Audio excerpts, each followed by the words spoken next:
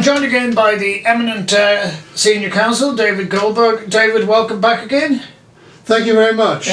David, last week we did an interview prior to an event taking place in Cork. It was called the Israel Palestine Law Conference. You were very scathing about the fact that that was being held on council premises and the fact that it was appearing to get an endorsement or claiming an endorsement from the City Council and to a lesser degree UCC. I've since spoken to the City Council and they have told me, no, this was nothing to do with us. It was basically, it could have been a butcher's conference in that sense of the word. They purely rented them premises. How do you feel about at least that disowning by UCC or by Cork City Council? I'm very annoyed about that because they were advised well in advance what was going to happen, what this was about, what these people were going to say, what their agenda was, and it all proved to be true. So for Cork City Council to say we didn't know anything about it and all we did was rented the premises is a poor reflection on their integrity.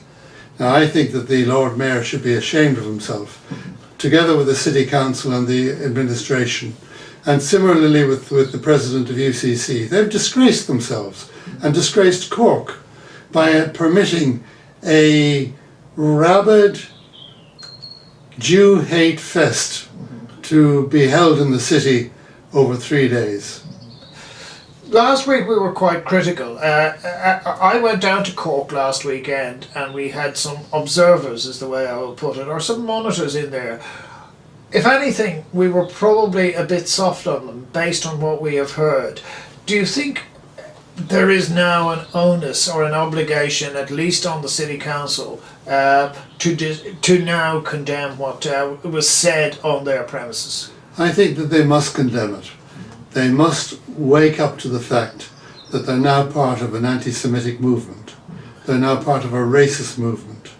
And I think that the Lord Mayor and the President of UCC should apologise for permitting this horrible 3 days of anger and vitriol to take place on their premises. And we should demand that. I'm demanding that apology from them. The Lord Mayor in question is a gentleman called Councillor Des Cowell. Should we be directly communicating with him and saying, if you are a Lord Mayor, for all of the people of Cork, you now have to say, well, not in our name? Yes, of course he should. If he has any dignity and integrity, which is questionable, then he should make an apology, a full apology. Yes. The president of UCC is a gentleman called O'Shea. Now, the UCC logo was prominent in behind the stage. It was all over the place in UCC. They actually broadcast. They telecast the Sunday session from UCC itself. Do UCC now have to again say, this was not in our name and we do not approve of it? Well, it's too late for that. They have approved of it. They've permitted it under the very vague guise of academic freedom of expression. But nobody minds about freedom of expression. Criticise Israel if you want to, as much as you want to, but criticise it in a way that is constructive and that is fair. This was not criticism. This was simply anti-Semitic Jew hate fest. Something again that I have spoken about, and that is that based on what I know are the attendance figures and the cost of attending, it seems to me that there is no way that that event could have covered its own costs. So somebody must be picking up the slack for that. Should we be putting pressure to say, well, who is ultimately the financier of this event? Yes, we should. We should.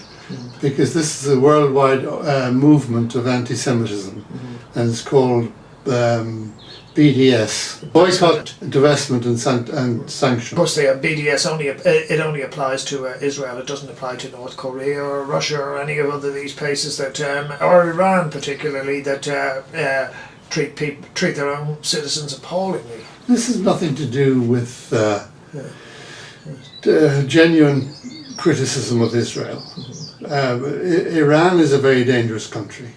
And we see what's going on in Syria yesterday, where 72 people were killed in a gas bombing raid perpetrated by the Syrians, supported by the Russians. Nobody has any conferences about that. They may condemn it, but there isn't a single conference devoted to these atrocities around the world, which are infinitely worse than anything that happens anywhere near Israel. Yeah. When we were discussing this on social media, particularly with some of the organisers, the event was called the Israel Palestine Law.com. There was absolutely no discussion about Palestinian law that took place at that. Everything was all about external relations between Israel and the rest of the world, and external relations with its neighbours. Does that pretty much let the cat out of the bag, the way what the agenda was? Well, the agenda was a veiled disguise that it had some academic propriety, but in actual fact it was an illegitimate conference. Never mind the legitimacy of Israel. Well, there was no legitimacy to this conference.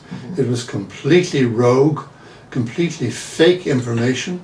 It was horrendously distorted material that was just being used in a convoluted form by all of these speakers, as I understand it, to launch one attack after another on Israel and to persuade people to overthrow Israel and to remove it completely. Yes. One of in fact, the keynote speaker who you were very critical of last week was a person called Richard Falk.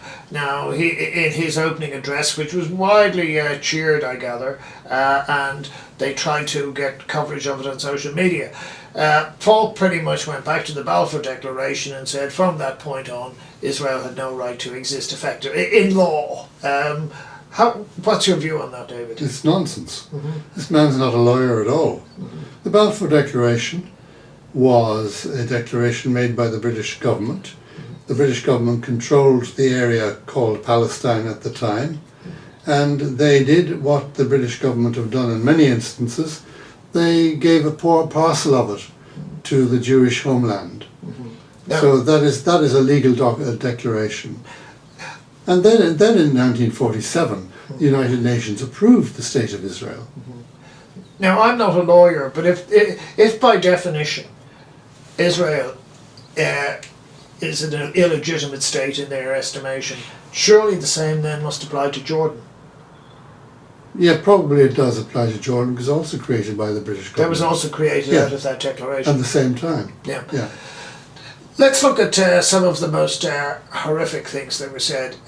It's difficult to think of many more insults than to compare Jews to Nazis. Now there was I think one of the speakers from SOAS, the School of African Studies, stood up and essentially said that the Israeli government treat the Palestinians as Untermensch, very Nazi word, which is roughly translates as subhuman.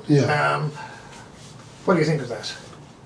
Well, there is a philosophy by an American philosopher and lawyer called Godwin, and it's known as Godwin's Law. And he says that when arguments go on and they continue at length for some time, sooner or later somebody always brings Hitler into the argument. And he says as soon as that happens, they have lost the argument. It's quite obvious that this is a vicious insult. There is no substance whatsoever to it. There could not be any substance to it. Israel has never, ever treated anyone in the way that the Nazis treated Jews and other people in Central Europe in 1939, 40, 44. So I'm afraid that when people resort to saying that Israel is treating the Palestinians the same way as the Nazis treated the Jews, they have, according to Godwin's Law, which I think is correct, they've lost the argument. The other, which was very prominent and which I think the conference had unanimously agreed on amongst itself was that if we can't compare Israel to Nazi Germany, we can certainly compare Israel to apartheid South Africa. Again, what's your thoughts on that? This is another canard that they trot out as part of their anti-Jewish bile.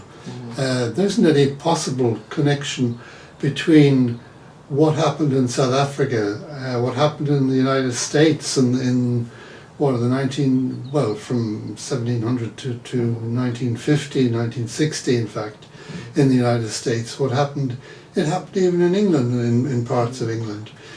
But apartheid does not exist in Israel. People walk up and down Jaffa Street, Arabs and Jews, they live together in the old city. 50,000 Muslims live in the old city, 30,000 Jews, 20,000 Christians, and there's no apartheid in Israel.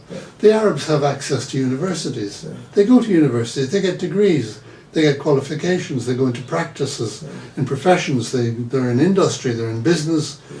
What the hell are these people talking about? Who are these ignorant people? Are you trying to tell me, David, that the beaches aren't segregated? Moving on then, David, one of the probably, and again, this was a speaker from the floor, and I thought this would have to be one of the most, dare I say it, offensive comments I have ever heard. And it wasn't knocked by any of the organisers, where one of the speakers asked the panel, and the panel didn't actually address it, was, do Zionists deny their children affection to raise killers? When you hear something like that, what does it make you think? It makes me feel pretty ill, to be honest with you. I mean, who doesn't love a child? Are these people saying that the Palestinians don't love their children, even though they turn them into suicide bombers? The Israelis don't turn their children into suicide bombers. On the basis then of what you have heard, it seems to me that the Irish media, which virtually ignored this, what they're calling a major academic event, did the Irish media smell a rat, do you think? Yes, and wisely kept away from it. Because this is a group of people who engage in limitless absurdity. And they come up with the most extraordinary statements. Like the Palestinians were descended from the Jews. This is a new This is a new one. New one. So this has no substance in archaeology, no substance in history. This is another absurdity.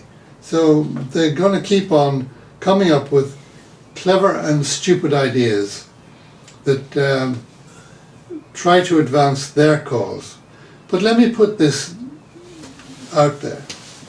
These are supposed to be academic people, some of them professors, some of them qualified in law, some qualified in other areas of discipline. Well, I would say to them, they devote a lot of energy to this anti-Jewish diatribe. And if that's the only intelligence they have, then that's what they're doing with it. And that, for academic purposes, is a fallacy. And it's a fake. One of the man who is being attributed to being the principal organiser is actually a professor of IT. Now, why a professor of IT would have something to do with a legal conference is beyond me. And his main mouthpiece was a man who's a junior lecturer in geography. Now, they both would appear to have connections to the Irish Palestine Solidarity campaign. So on that basis, should we be saying that this was an this was an activist event rather than an academic event that just happened to have a few academics at it? Of course it was an activist event. It was a racist event. It had nothing to do with academia. There is no issue about the legitimacy of Israel. There are no legal issues that they could raise legitimately themselves. Israel is perfectly responsible, and there's nothing exceptional that they can raise about Israel, other than it has to survive against 21 Arab states that surround it, and that are very wealthy and very well funded, well armed. What I was saying is that it's being called by the organisers as they would as being a brilliant success. Now, one is debatable as to how you can make such a claim, but do you think that this set a dangerous precedent? Because nobody could be ignorant of what was going to happen there. It was well flagged because Southampton University banned it in the first place. Do you think that there is a fear now, certainly amongst the Irish Jewish community, that a new benchmark has been reached, a new low has been reached, and somehow or other we should be very wary of making certain subjects respectable? But this doesn't make it respectable. This is simply a hate fest, which doesn't make anything respectable. Supposing we had a conference which was anti-America, and we brought together a whole lot of people who utter a diatribe against America. What legitimacy would it have?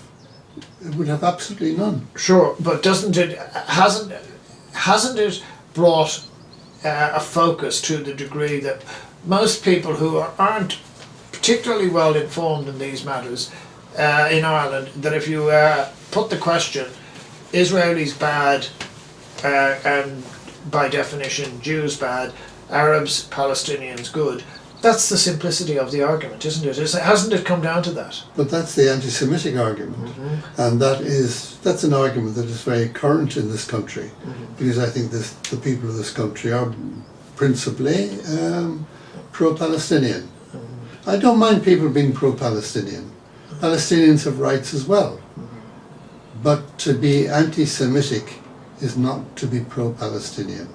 It is simply a dangerous course to embark on, because history is replete with examples of the consequences of anti-Semitism. Okay.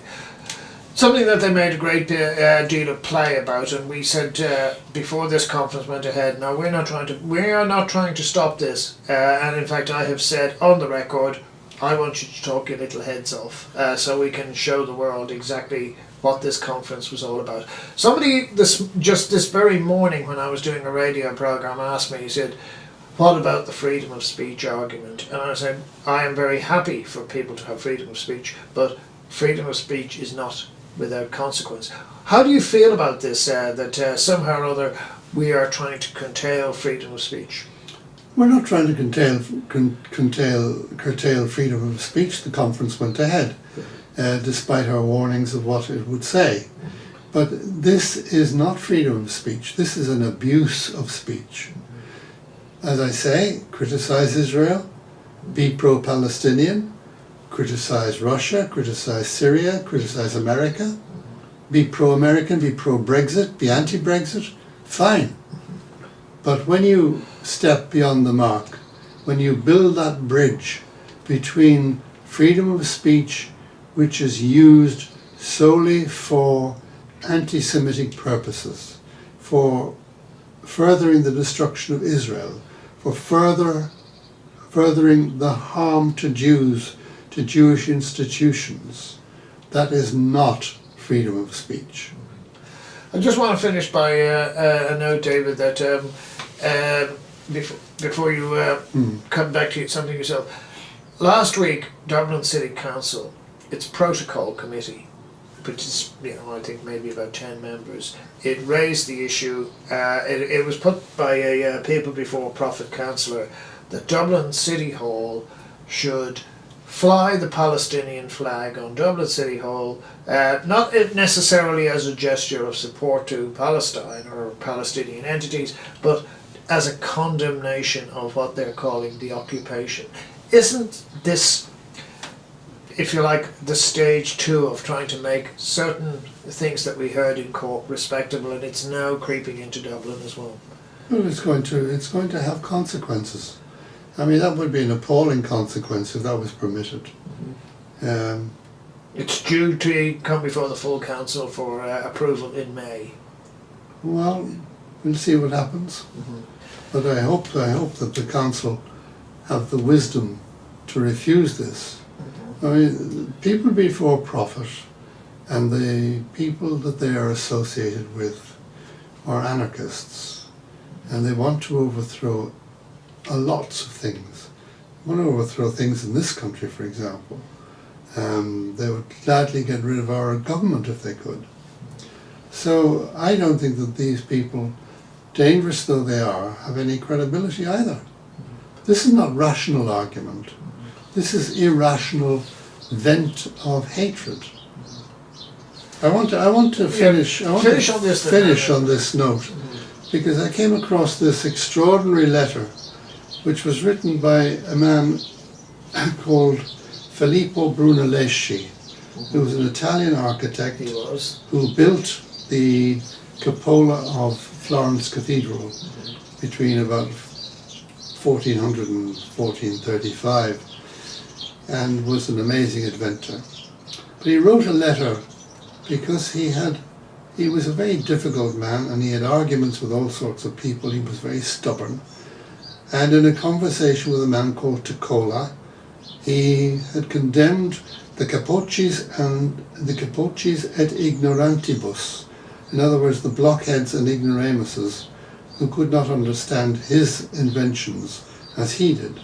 And he wrote this extraordinary passage in a letter which is applicable to this particular situation as well as to many others, just like Godwin's law is applicable. And he said, every person who wishes to know of the proposal, the learned and the ignorant. The learned understands the work proposed. He understands at least something, partly or fully, but the ignorant and inexperienced understand nothing, not even when things are explained to them. Their ignorance moves them promptly to anger. They remain in ignorance because they want to show themselves learned, which they are not, and they move the other ignorant crowd to insistence on its own poor ways and to scorn for those who know. It is appropriate that you should say that because Brunelleschi was the person who introduced perspective into European into art. art. That is wonderful. Perhaps on that note we will conclude by saying any debate on the Middle East, what it needs is perspective, because clearly what we had in Cork was one of the greatest imbalances I have ever seen in a political debate. David Goldberg, it's unfortunate we have to return to this, but thank you for your time today. Thank you.